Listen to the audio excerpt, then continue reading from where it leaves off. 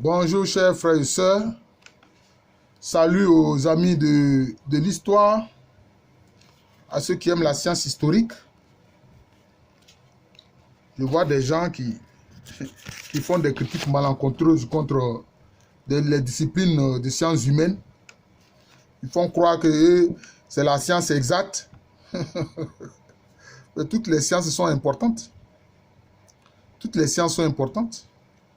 Même le grand Albert Einstein, qui est considéré comme le plus grand physicien de notre époque contemporaine.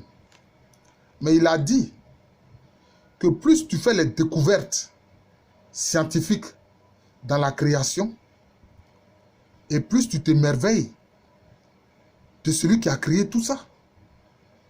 Vous voyez?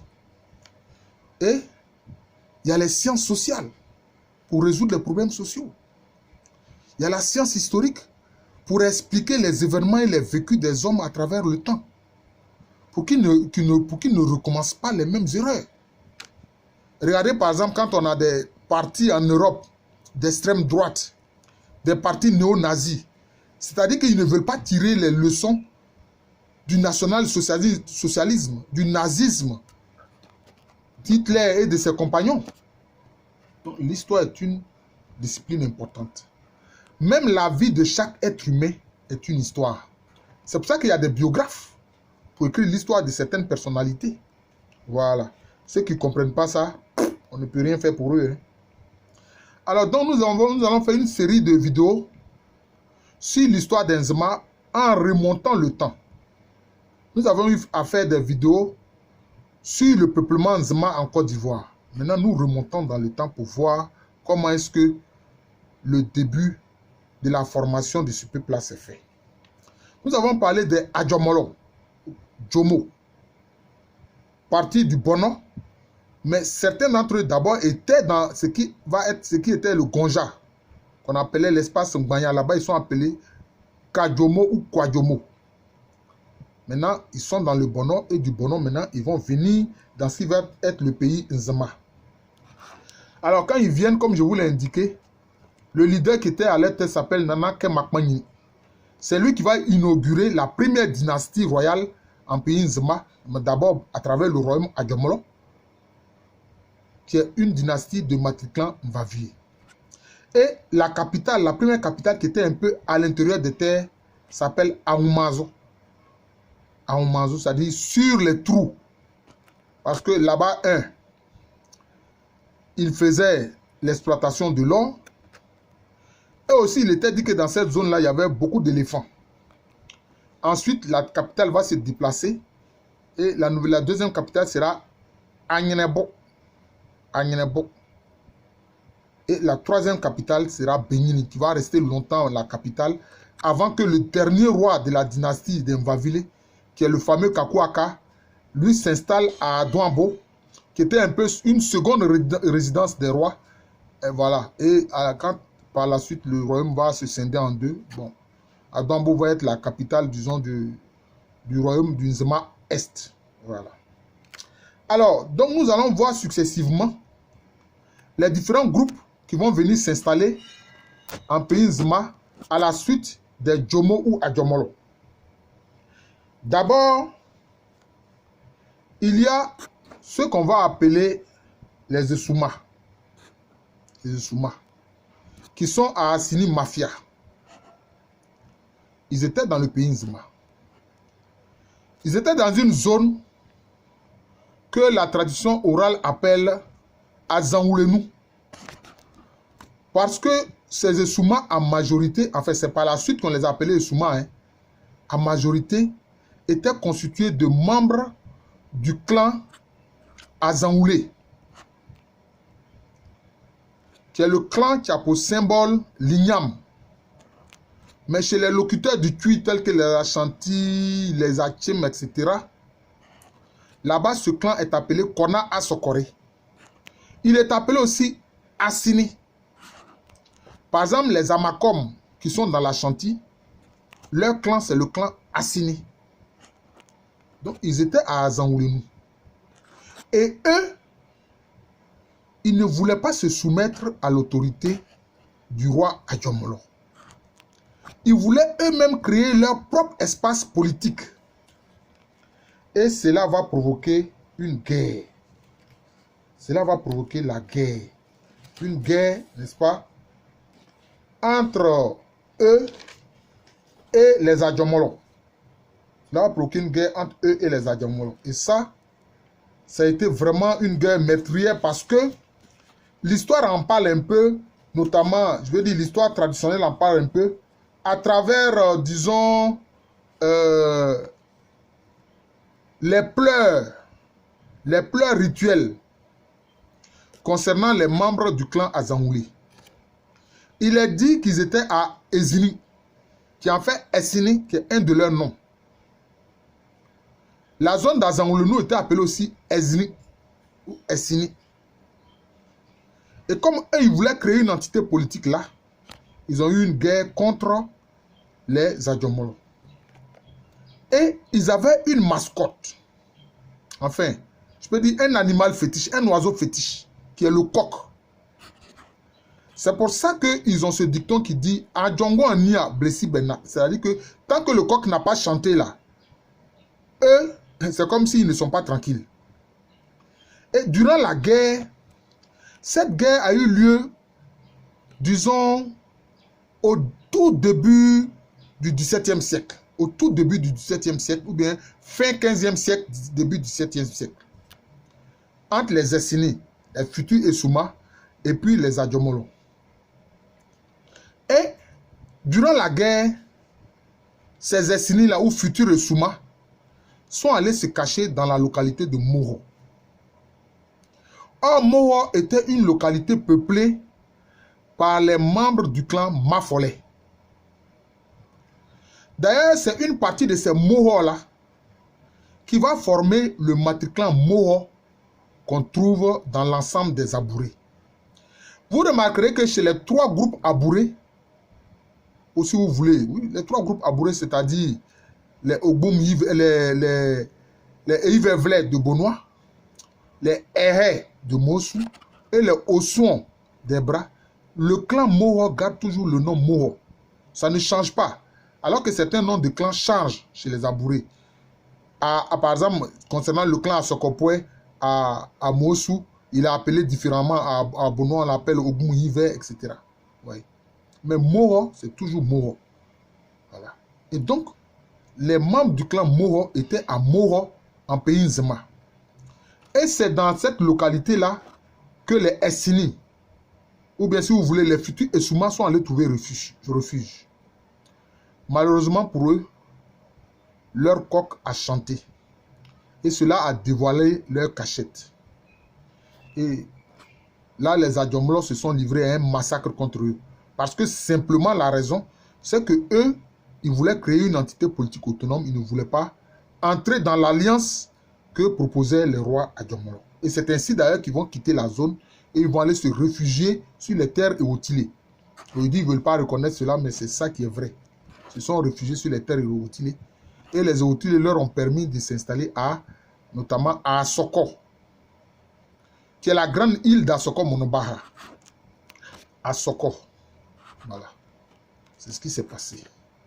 Parce que la racine d'Asoko, c'est Asokore, qui en langue tui, Kona Asokore, qui en langue tui désigne leur matriclan que l'Inzma appelle Azangoulé. Et ce clan aussi est appelé Assini. Voilà. Je vous ai indiqué tous ces détails-là. Voilà. Et donc, les Ossouma vont partir, mais certains parmi eux vont rester. Voilà. Ils vont partir en pays outil, ce qui n'est pas loin d'ailleurs, mais certains parmi eux vont rester. Alors donc nous allons poursuivre pour voir quels sont les autres différents groupes qui viennent s'installer en pays Nzima. Il y a notamment les Egura, que les Nzima appellent Egila. Alors les Egura faisaient partie en fait du royaume d'Ano Asma. Ils faisaient partie de Lagny et Brossa ou Aouin. Et certains parmi eux vont venir s'installer en pays Nzima et vont entrer dans l'alliance proposée par les rois Adjomolo. Ces Egura-là vont venir autour de 1640. D'abord, leur premier leader s'appelait Bemaketu. pardon, je reprends, Kemabetu. On l'appelait Kemabetu. Et eux aussi ils disent que anciennement les ancêtres étaient dans le Bono, dans la zone de Takiman. Et ils vont venir d'abord dans, disons, dans la localité, disons, de Gira. Et quand ils arrivent en Gira, leur leader s'appelait Ewuene Efiti. Ewuene Efiti. Et ils étaient dans la localité de Asuawa, en Gira. Et je vous ai dit que l'Egura a été créé à partir du royaume Aowin. Et puis maintenant, c'est le neveu de Ewuene Efiti qu'on appelle Kemabetu, qui lui va venir avec son peuple sur les terres Nzema. Ils vont d'abord créer une première localité, Nkubetia. Voilà, cela prouve que d'ailleurs ils parlaient Tui, Nkubetia, et qu'ils vont abandonner pour maintenant créer le village de Kekame. Ils vont créer le village de Kekame. Village qui existe encore. Et puis, qu'est-ce qui va se passer? Ces réfugiés Egira qui viennent en pays Nzema, donc qui entrent dans l'alliance avec les Adjomolo, cela ne va pas faire plaisir au roi des Egira. Et cela va entraîner une guerre entre les Adjomolo et, je peux dire, tous les groupes qui se sont installés sur les terres contre les Egira. Et les sources hollandaises, notamment les écrits du gouverneur Valkenberg, permettent de dater précisément cette guerre-là. Cette guerre a eu lieu entre 1642 et 1643. Entre 1642 et 1643.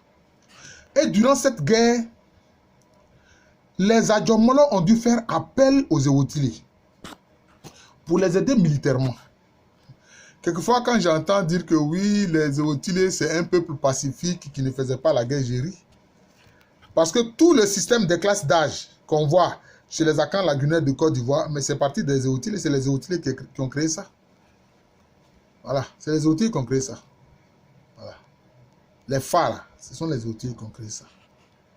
Voilà. Avec le grand guerrier à la tête qu'on appelle Ephraon. Le père Godefroy Loyer en parle dans son ouvrage, notamment, qu'il a écrit sur cette zone d'Assini, où il est venu au début du 8e siècle. Et puis, durant cette guerre, donc, comme je l'ai dit, les rois Adjomolo vont faire appel au soutien militaire des Ewotilé. Et donc, ces Ewotilé-là vont venir durant cette période de 1642. Et la tradition se souvient qu'ils étaient, disons, venus avec deux leaders. Oui, deux leaders. Ils sont venus avec deux leaders. Il faut que je retrouve leur nom. Ils sont venus avec deux leaders. Il y avait Nobé et puis Adongeda. Nobé et Adongeda. Et je vous le dis, mon grand-père, Kofi Alexandre à Adiaké, m'a parlé d'Adongeda. Et les Ewotilé se souviennent que cet ancêtre-là est parti en pays Nzema bien avant les guerres contre les Agnis, Brafé, Daboasso. Voilà. Donc c'était ces deux chefs guerriers-là, Nobé et Adongeta, qui sont venus aider les Adjomolo contre les Egura qui leur faisaient la guerre. Et c'est ainsi qu'ils ont pu repousser l'attaque Egura. Et donc, ces Ewotilé-là, dont le nom est Betibé ou Mekibo, vont créer en pays Nzema plusieurs villages qui sont plutôt du côté est, disons le long du fleuve Amanzoulé. Ils vont créer les villages de Ambenu, Anyuanzini et puis Azulenouan. Mais disons que leur premier site avant de créer ces villages-là, c'était le site de Borazo. Voilà, Borazo. Et c'est à partir de Borazo qu'ils vont créer les villages de Ambenu, Anyuanzini et Azulenouan. Mais par la suite, disons, au XVIIIe siècle, entre 1752 et puis 1754, il y a des Ahanta qui ont quitté Pokesso, qui étaient conduits par un leader appelé Benyerinya. Eux aussi vont venir s'installer sur cet espace, disons, Ewotilé en pays Nzema. Et c'est comme ça qu'ils vont créer la localité de Akonu, qu'on appelle aussi Bakanta. C'est beaucoup plus connu sous le nom de Bakanta au plan administratif. Mais localement, l'Nzema appelle ce village-là Akonu. Donc voici les premiers groupes Ewotilé anciens, disons, qui s'installent en pays Nzema au XVIIe siècle, voilà, pour participer justement à l'érection de ce royaume. Et c'est comme ça que, à partir, je peux dire, du royaume Adjomolo ou Djomo, on évolue vers un peuple, vers la naissance du peuple Nzema. Voilà. Vers la naissance du peuple Nzema. C'est très important à comprendre. C'est très important à comprendre pour voir l'évolution des choses. Alors, il y a d'autres groupes de Wotilé qui, eux, vont venir plus tard. Vont venir plus tard s'installer en pays Nzema. Et cet événement-là est lié à la guerre des Agni Brafé qui viennent conquérir la région d'Aboissou et qui vont attaquer les Wotilé qui étaient alors sur les îles, hein, dans la lagune Abi, les îles qui sont sur la lagune Abi, entre 1752 et 1754. Et ils vont attaquer les Wotilé. Et certains Zéotilés, c'est là que ça va provoquer la grande dispersion des Zéotilés. Mais avant ça même, les Zéotilés, comme je le montre dans ma vidéo concernant les Zéotilés, ils prospectaient les lagunes et les eaux. Donc beaucoup sont partis déjà, même depuis le XIIIe siècle, certains étaient déjà partis jusqu'au pays, dans le pays Haïti. Mais ce dont je parle là, ça c'est la grande migration qui a lieu entre 1752 et 1754, après l'attaque des Agni Brafé d'Aboissou. Et c'est ainsi que certains de ces Zéotilés là vont venir se réfugier en pays Nzema. Eux, ils étaient dirigés par deux leaders, Taklika et Mogan. Et ils vont créer le village de Nzulezo en pays Nzema, où vous avez une lagune intérieure qu'on appelle Tandane. D'ailleurs, sur Tandane, ils faisaient des cas sur pilotis comme ils ont l'habitude de le faire, puisque c'était leur architecture. Voilà. On se souvient que Nana Taklika était de clan Ezohili, donc c'est-à-dire Boyo. Voilà. Boyo. Et auprès de ceux donc qui étaient en Nzulezo, il y a des groupes Asabou ou Asebou qui vont venir aussi s'installer là. D'ailleurs, n'oubliez pas qu'au sein même des Ewotilé, le clan Bossemlan qui a fondé le village d'Abi, ce clan Bossemlan correspond au clan Nzema que les Nzema appellent Mvavile, et ça correspond au clan des locuteurs du Kui qu'on appelle Agona ou Anana. Certains Asebou vont s'installer aussi en Nzulezo, venant du royaume Asebou sur le littoral Fanti. Voilà. Alors nous allons continuer de présenter les peuples qui se sont installés en pays Nzema. Ça fait long, mais c'est ainsi. Et remarquez que, en fait, nous indiquons surtout les groupes qui ont créé, disons, des villages de chefferie. Hein, villages de chefferie. Et il y a des Dankira qui vont aussi venir s'installer en pays Nzema. Des Dankira qui vont venir s'installer en pays Nzema. Et qui, eux, ont fui la guerre qui a opposé le Dankira à la Confédération Ashanti. Alors, ils disent que quand ils ont quitté le Dankira, ils sont passés par le Wassa. Notamment, ils ont séjourné à Ndouabessa, dans le Wassa. Et puis aussi, ils ont séjourné dans la localité de Dadiesso, dans la zone de Dadiesso, dans une localité qui s'appelle Benjema. Voilà. Et par la suite, ils sont même allés encore, comme s'ils allaient à nouveau vers l'est, ils sont allés passer par Chama, c'est-à-dire Esma. Et leur leader s'appelait Nana Bonzo Kaku, qui est du clan Mvavile, donc Agona. Et c'est ainsi qu'ils vont créer l'important village, l'importante localité de Ayuebo. Voilà, donc, la chefferie de Ayuebo est une chefferie du clan Mvavile ou Agona. Voilà. Et en leur sein, il y avait des éléments de clan Ezohile, appelés chez les locuteurs du Kui Asona. Ceux-là, ils vont créer deux localités en pays Nzema, notamment Djawé et Djawé à Olenzo, qui est connu sous le nom de Djewi Waf. Voilà. C'est une sorte de débarcadère quand vous quittez Tiapou ou bien Frambo. C'est par là que vous débarquez et puis là, vous êtes en plein territoire ghanéen. Mais en réalité, il faut dire que ces Ezohile-là, ou Asona, sont en fait, même s'ils étaient dans le Dankira, ils ont des liens d'origine avec la famille royale d'Achim Abouakwa. La famille royale d'Achim Abouakwa, qui est fondatrice, disons, du royaume Achem Abouakwa. Et ceux-là, anciennement, ils étaient dans la dansée, notamment, principalement dans 2 localités, Ansa et Kokobiante. Voilà, Ansa et Kokobiante. Mais eux, ils indiquent ces Ezohilés de Djawé et de Djawa Olenzo en pays Nzema. Ils disent que leurs ancêtres sont partis de la localité de Duasso. Duasso qui était dans le Dankira. Voilà. Nous allons présenter une autre famille aussi qui est partie du Dankira. Une autre famille qui est partie du Dankira. Et puis nous allons nous arrêter là pour ensuite voir les autres groupes qui vont venir entrer dans cette alliance avec les rois Adjomolo pour ainsi, disons, finir par donner le peuple Nzema tel qu'il apparaît aujourd'hui. Alors, donc, ce sont les Dankira qui ont créé dans le pays Nzema le village de Ngalekpole. Ngalekpole. Voilà. Ngalekpole. Et ceux-là, quand ils sont partis du Dankira, ils ont séjourné en Ebrosa, notamment dans la Ouine. Et puis, ils sont allés en pays Haché. N'oubliez pas que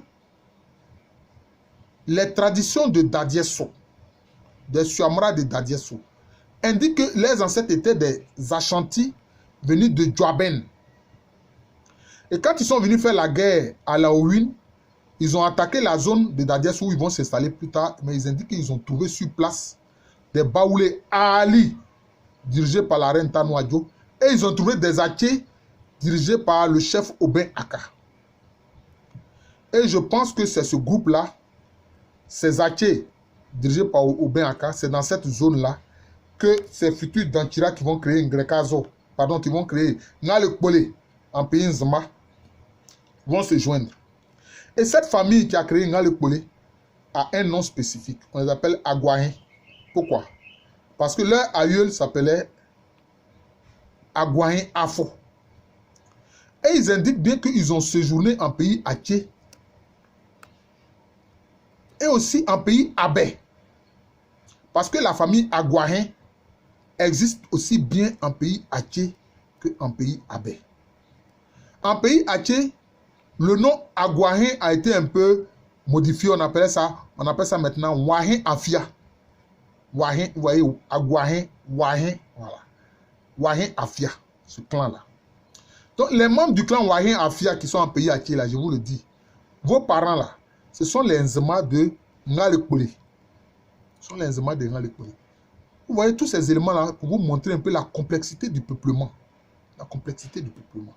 Donc, ils quittent ces zones-là, du pays Haché, et aussi certains se sont installés à Agouahin, qui lui est en territoire Abé. Mais il faut dire qu'au niveau du pays Abé, par la suite, ils vont abandonner un peu la primordialité de la matrilinéarité pour adopter la patrilinéarité. Si bien qu'aujourd'hui, le clan Agouahin en pays Abé est devenu un clan patrilinéaire. Et il y a le village de Agouahin qui existe toujours en pays Abé. Et donc, ceux-là, les fondateurs de Ngalekpole, donc ils partent de ces zones Haché et Abé. Et c'est comme s'ils font un retour, ils viennent en pays Nzema et ils créent justement Ngalekpole. Voilà. Et l'aïeul Agouahin Afo était avec son frère Ano. Et c'est ainsi qu'ils vont venir créer le village de Ngalekpole. Mais par la suite, certains vont aller s'installer à Cape Tree Point, qui est, disons, une zone qui va faire partie du royaume Aranta aussi. Va faire partie du royaume Aranta. Mais la zone est appelée Adon-Djene parce qu'on y fabriquait beaucoup de sel. Voilà. On fabriquait beaucoup de sel. Et ces groupes-là arrivent, disons, durant le règne d'un roi Adjomolo, aussi vous voulez, Nzema important qu'on appelle Anobilaka. Sous le règne du roi Anobilaka, entre les 17e et 18e siècles, mais il y a eu beaucoup de groupes divers qui sont venus en pays Nzema. Je voudrais m'arrêter là. Nous allons continuer de voir les différents groupes d'origines diverses qui viennent s'installer en pays Nzema. Et petit à petit, selon la progression, nous verrons comment est-ce que le peuple Nzema se forme. Mais moi, je dis, à partir du royaume Adjomolo, C'est l'État de Benin qui se forme parce que les Adjomoro vont finalement installer leur capitale à Benin. Et Benin va commencer à fonctionner comme un État qui accueille tous ces migrants qui viennent et qui chaque fois font alliance avec les rois d'origine Adjomoro, hein, où chaque fois les deux parties fournissent un parent qui est sacrifié, hein, et disons avec le témoin spirituel qui est le fleuve Amanzouli. Je suis le professeur Alou Kwame René, professeur titulaire d'histoire à l'université Félix Houphouët-Boigny. Une université qui se trouve à Cocody, dans le quartier appelé Cocody à Abidjan, en Côte d'Ivoire, en Afrique de l'Ouest. Je salue humblement et chaleureusement tous mes auditeurs de Côte d'Ivoire, d'Europe et des États-Unis, mais aussi du Ghana. Une fois, il y a un Ashanti qui a suivi mes vidéos sur la Confédération Ashanti. Il me dit, mais pourquoi je ne dis pas tout ça en anglais? Je dis, mais écoutez, c'est à toi de faire l'effort aussi de comprendre français. Voilà. C'est vrai, je comprends anglais, je lis anglais, mais c'est beaucoup plus aisé pour moi de faire ce cours en français parce que, bon, nous sommes dans une zone francophone. Voilà. Donc, je vous remercie et je vous souhaite une bonne journée.